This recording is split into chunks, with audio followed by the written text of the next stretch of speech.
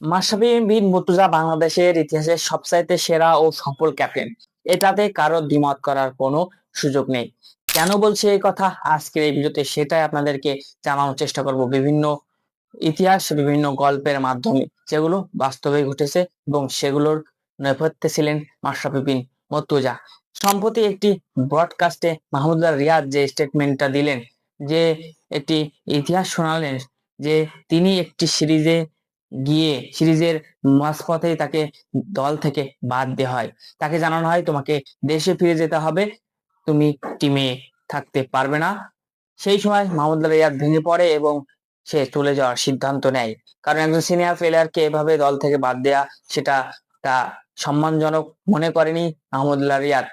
সেই সময় মাশরাফি বিন মুর্তজা তাকে ফোন করে, সে জানতে চায় কিছু হয়েছে কিনা। তখন মাহমুদুল্লাহ রিয়াদ তাকে বিষয়টা বলে, তখন মাশরাফি বলল, আমি আসতেছি, তুই থাক, যেন হোটেল থেকে কোনো জায়গায় যাস না। যেই কথা সেই কাজ। তারপরের দিনই মাশরাফি বিন মুর্তজা চলে আসলো, মাহমুদুল্লাহ রিয়াদের সাথে কথা বলল এবং তার আগেই কিন্তু সে সবকিছু সেট করে এসেছে।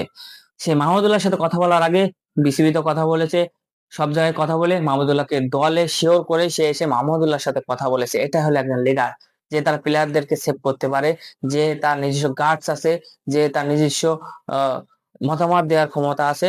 এটাই হলো মাশরাফি বিন মুর্তজা, যে এখনকার অধিনায়কদের ভিতরে দেখা যায় না। তার অনেকটা চাটুকারির মতো, যে ক্যাপ্টেন দেওয়া হয়েছে, সে চলে অন্যজনের কথায়, ক্যাপ্টেনের যে একটা মতামত আছে সেটা তাদের ভিতরে নেই।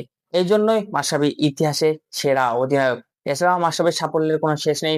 2015 ওয়ার্ল্ড কাপে মাশরাফি বিন মুর্তজা বাংলাদেশ দলকে কোয়ার্টার ফাইনালে তুলেছিল।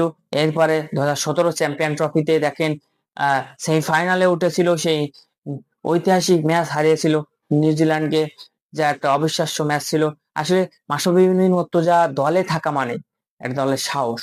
মাশরাফি বিন মুর্তজা দলে থাকা মানে দলের প্লেয়ারদের হয়ে সে কথা বলে। এটাই হলো মাশরাফি বিন মুর্তজা, এটা হলো আসল ক্যাপ্টেন, এটাই হলো আসল লিডার।